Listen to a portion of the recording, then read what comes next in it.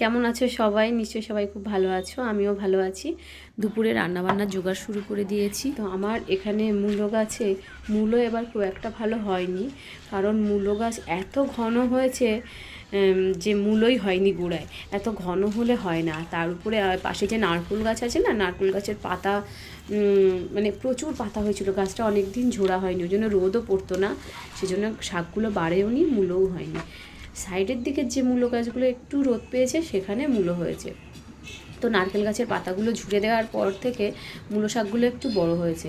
তো খেতে এরকম টাটকা টাটকা মূলো শাক ফেলে দিতেও কেমন একটা লাগে, সেজন্য ভাবলাম যে ফেলে দেবো না, খাই। একটু বড় হয়ে গেছে তো ডাঁটাটা খানিকটা ফেলে দিয়ে পাতার দিকটা বেছে বেছে নিচ্ছি। আর এই মূলো শাকগুলো খুব সুন্দর করে মিহি করে কুচালে এক ভালো লাগে, আর না হলে একটু সিদ্ধ করে শিলনোড়ায় হালকা করে বেটে নিলে যে ডাঁটাগুলো থাকে সেগুলো কিন্তু বোঝা যায় না অতটা। একদম মিহি করে কুচাতে আমি পারি না, সেই জন্য সিদ্ধ করার পর হালকা করে শিলনোড়ায় বেটে নেব কিংবা থেতো করে নেব। তো টেবিলের উপর অনেক ধুলো টুলো জমা হয়েছিল, ধুলো মাটি সব পরিষ্কার করে নিলাম। শাকটা ধুয়ে এইভাবে কুলোতে রেখে দেবো, কুলোতে রাখার পর জল ঝরে যাবে, তারপরে শাক কুচাবো। অনেককে দেখেছি আমি শাক বেছে কুচিয়ে তারপর ধুই, আমি কিন্তু কখনো শাক বেছে কুচিয়ে তারপর ধুই না। তাহলে শাকের ভিতরে যে রসটা সেটাই তো ধুয়ে ফেলে দিলাম, তাহলে উপকার কী হলো?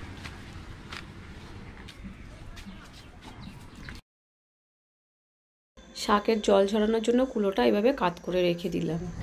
এখন আমি এই চুবড়ি আলুগুলো কেটে নিচ্ছি। এই আলু খেতে আমরা ঘরের সবাই না, আমি আমার হাজব্যান্ড খেতে ভীষণই ভালোবাসি। বিশেষ করে আমি ওল, কচু, কচুমুখী, চুবড়ি আলু এগুলো খেতে তো ভীষণ ভালোবাসি। মানে হয়তো আমি ভাত খাবো এক মুঠো, কিন্তু ওই চুবড়ি আলু, ওল, কচু, কচুমুখী এক বাটি খেয়ে নেবো। চুবড়ি আলুটা ভালো করে ধুয়ে রেখে দিচ্ছি, এবার মাছটা ধুয়ে নেব। তো এখানে আমার পোনা মাছ আছে, পোনা মাছ বলতে রুই মাছ আছে। রুই মাছটা বাজার থেকে কেটে আনা, আর এখানে ছোট ছোট নোনা মাছ আছে।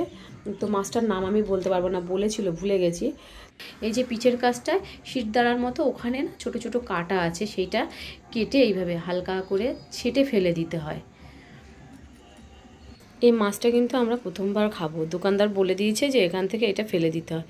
যেহেতু দোকানদার কেটে দেবে না, মানে অনেক জায়গায় কি ছোটো ছোটো মাছ হলে কেটে দেয় না, সেজন্য উনি বলে দিয়েছেন এভাবে কেটে নেবে। মাছের কানকো কেটে ফুলকাটা এভাবে ছাড়িয়ে নেব, আর পেটটা এইভাবে কেটে নিচ্ছি। পেটটা এভাবে কেটে নেওয়ার কারণ হচ্ছে পেটের মধ্যে মশলা ভরবো, মাছের ঝাল কিংবা তরকারি অন্য কিছু করব না, মশলা ফ্রাই করব। আর মাছটা এরকম আড়ে আড়ে অল্প অল্প করে চিড়ে চিড়ে নেব, তাহলে ভিতরটা ভালো মশলা ঢুকবে আর ভাজা ভাজাও হবে, খেতে ভালো লাগবে।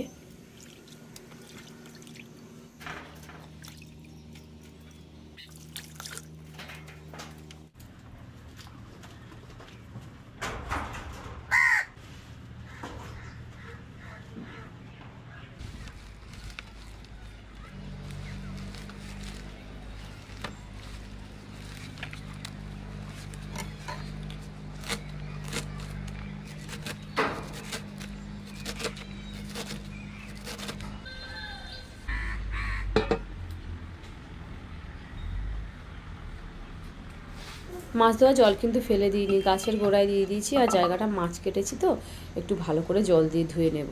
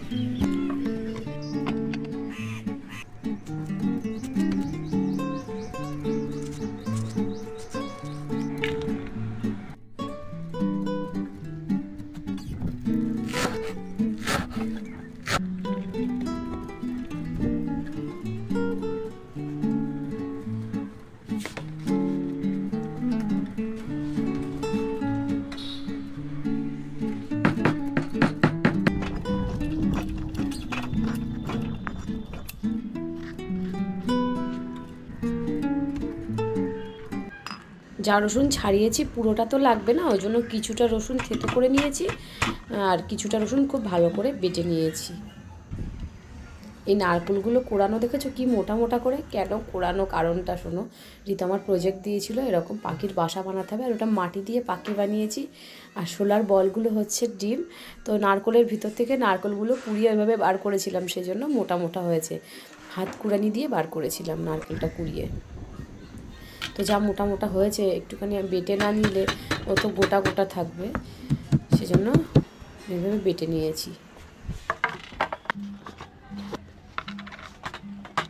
সমুদ্রের নোনা মাছগুলোতে এবার মশলা মাখিয়ে নেব। তার জন্য দেখো আমি কি মশলা নিচ্ছি। প্রথমে নিচ্ছি ধনে জিরে গুঁড়ো, তো মাছের পরিমাণ অনুযায়ী মশলা নিতে হবে। তারপর নিলাম লঙ্কা গুঁড়ো, লবণ, হলুদ গুঁড়ো। এবার এর মধ্যে দিয়ে দিচ্ছি আদা বাটা আর রসুন বাটা, দিয়ে সর্ষের তেল দেবো, দিয়ে এই মশলাগুলো খুব ভালো করে মেখে নেব। খুব ভালো করে সমস্ত মশলা মেশানো হয়ে গেছে। এবার মাছের পেটের মধ্যে মশলা ভরে দিলাম, আর ওই কানকো ছাড়িয়ে নিয়েছি মুখের কাছটা, ওখানেও মশলা ভরে দেবো। আর যে জায়গাগুলো চিড়ে চিড়ে নিয়েছি ভালো করে আঙুল দিয়ে দিয়ে মশলা ঢুকিয়ে দেবো। এরকম করে সমস্ত মাছে ভালো করে মশলা মাখিয়ে নিলাম।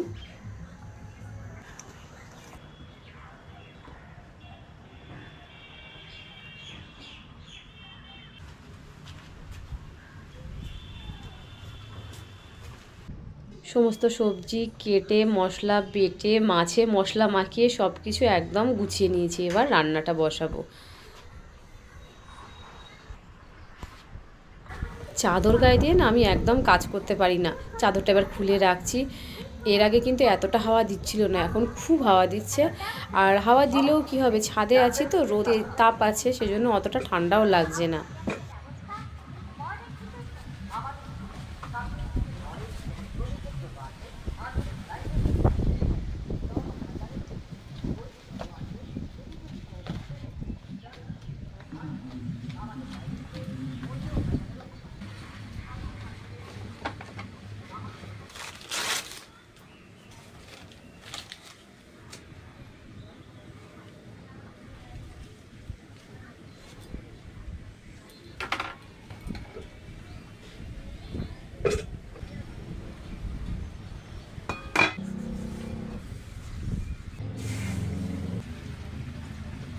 প্রথমে নুন হলুদ দিয়ে মূলো শাকটা সিদ্ধ করে নেব।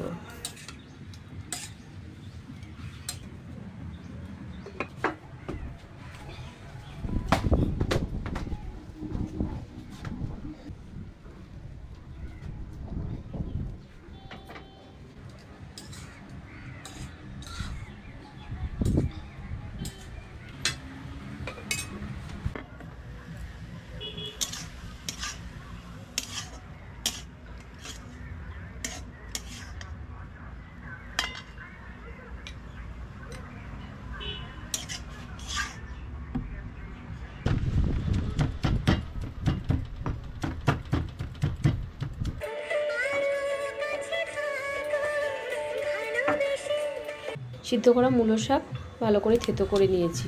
এবার কড়াইতে তেল দিয়ে তেলের মধ্যে দিয়ে দিলাম শুকনো লঙ্কা ফোড়ন আর 5 ফোড়ন। এবার এর মধ্যে দিয়ে দিচ্ছি চিংড়ি মাছ, লবণ, হলুদ আর কোড়ানো নারকেল দিয়ে হালকা করে ভেজে নেব, খুব বেশি কড়া কিন্তু ভাজবো না।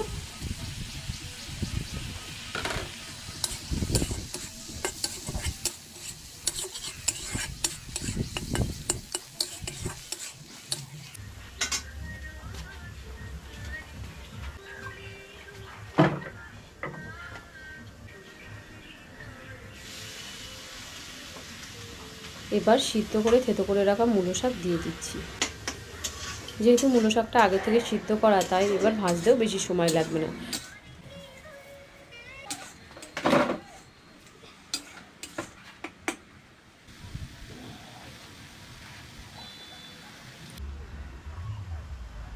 শাকটা নামানোর আগে স্বাদ মতো চিনি আর ধনেপাতা দিয়ে নামিয়ে নিয়েছি। ধনেপাতা সাধারণত শাকে দিই না, যেহেতু অনেকটা আছে সেজন্য শাকে দিলাম।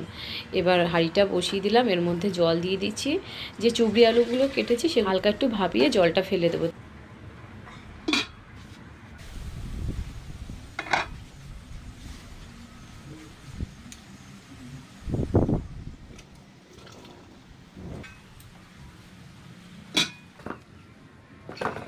এখনকার আলু মানে নতুন আলুতে বালি ভর্তি, তাই আলুগুলো ভালো করে ধুয়ে রোদে দেওয়া হয়েছিল একটু শুকানোর জন্য। তো জলটা শুকিয়ে গেছে, এখন তুলে নিচ্ছি। আবার বেশিক্ষণ রোদে রেখে দিলেও আলুটা কেমন নরম নরম হয়ে যায়।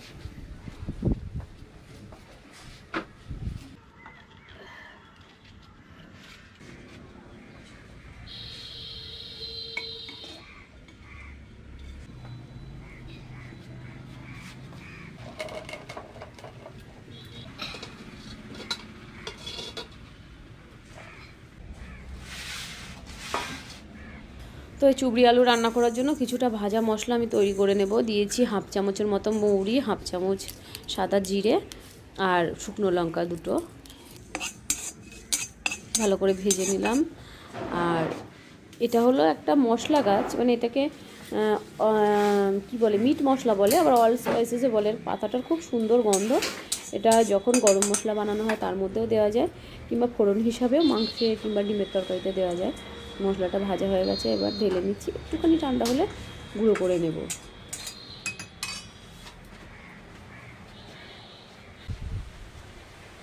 কড়াইতে সর্ষের তেল দিয়ে দিলাম। এবার রুই মাছগুলো ভেজে নেব। আর এটা হচ্ছে মাছের তেল। মাছের তেল অনেকে পেঁয়াজ দিয়ে আলাদাভাবে ভাজা করে খায়, কিন্তু আমার ভালো লাগে না অতটা খেতে, সেজন্য তেলের মধ্যে ভেজে নিলাম হালকা করে।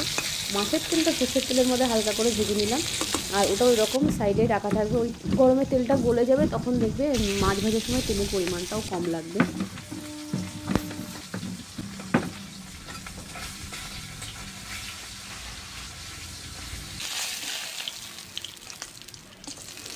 মাছ ভাজার জন্য প্রথমে কড়াইতে যতটুকু তেল দিয়েছিলাম, মাছ ভাজার পরেও প্রায় ততটুকু তেল আছে। তো মাছের তেল দেওয়ার ফলে আর তেল দিতে হয়নি। তো এর মধ্যে দিয়ে দিলাম শুকনো লঙ্কা, সাদা জিরে ফোড়ন, আর ওই যে মিট মশলা পাতাটা দিয়েছি সেই পাতা ফোড়ন দিয়ে দিলাম। ভাপানো আলুটা দিয়ে দিলাম লবণ, হলুদ, লঙ্কা গুঁড়ো হালকা করে ভেজে নেওয়ার পর এর মধ্যে দিয়ে দেবো আদা বাটা দিয়ে দিলাম। কোনো পেঁয়াজ রসুন কিছুই দেবো না। বেশ ভালোভাবে ভাজার পরে জল ঢেলে দিলাম। কোনো আলু তাড়াতাড়ি গলে যায়, কোনো আলু সিদ্ধ হতে অনেকটাই দেরি লাগে, সেটা কাটার সময় বোঝা যায়। তো আলুটা একটু শক্ত টাইপের ছিল, সেজন্য সিদ্ধ হতে দেরি হবে বলে একটু জলের পরিমাণটা বেশি দিয়েছি। আর এটা হলো একটা লোহার তাওয়াটা ভালোভাবে মেজে পরিষ্কার করে নিলাম, অনেক দিন ওতে ইউজ করা হয় না। ব্যাস, এবার তরকারিতে ভাজা মশলা দিয়ে দিলাম, দিয়ে ভালো করে মিশিয়ে নিয়ে মিনিট 5 ফোটাবো। তারপর এর মধ্যে ধনেপাতা দিয়ে নামিয়ে নেব। এই ভাজা মশলাটা ওল, কচুমুখী, চুবড়ি আলুর তরকারিতে দিলে এত সুন্দর গন্ধ বেরোয় এবং তরকারির স্বাদও খুব ভালো হয়। ব্যাস, তরকারি রান্নাও হয়ে গেল। এবার মশলা মাখানো মাছটা ফ্রাই করব।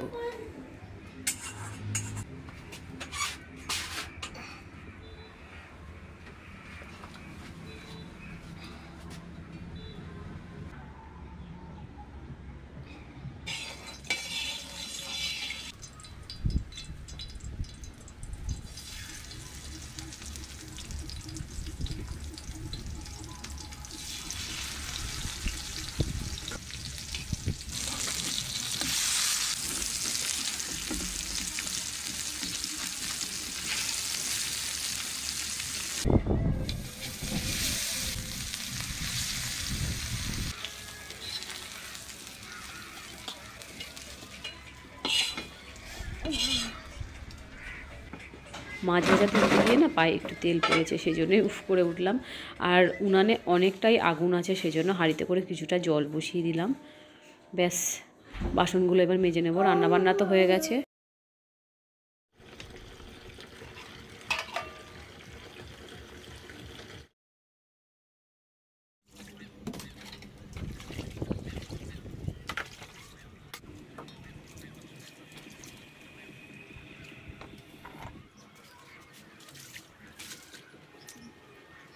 ভাই সকাল থেকে অনেক কাজকর্ম করেছি, এবার খাওয়া দাওয়ার পালা। রিতমা এখনও বাড়ি আসেনি স্কুল থেকে, আর রিজুও বাড়ি আসেনি, ও পড়তে গেছে। রিজুর তো এখন স্কুল হচ্ছে না, ও পড়তে গেছে।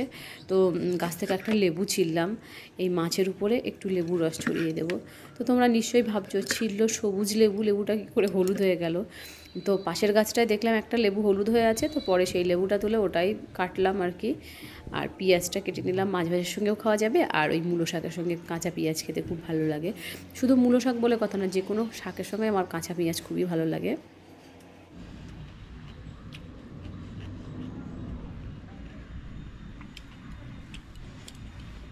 এই মশলা দিয়ে মাছ ভাজাটা যে এত ভালো লেগেছে, সঙ্গে কাঁচা লঙ্কা আর লেবুর রস, মানে মনে হচ্ছে ওইটা দিয়েই এক থালা ভাত খেয়ে নিই।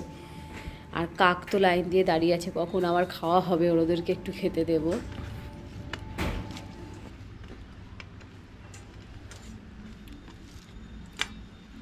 হয়তো তোমরা ভাবছো কী মা রে বাবা, বাচ্চাগুলো এখনও বাড়ি ফেরেনি, নিজের মতন খেয়ে নিচ্ছে।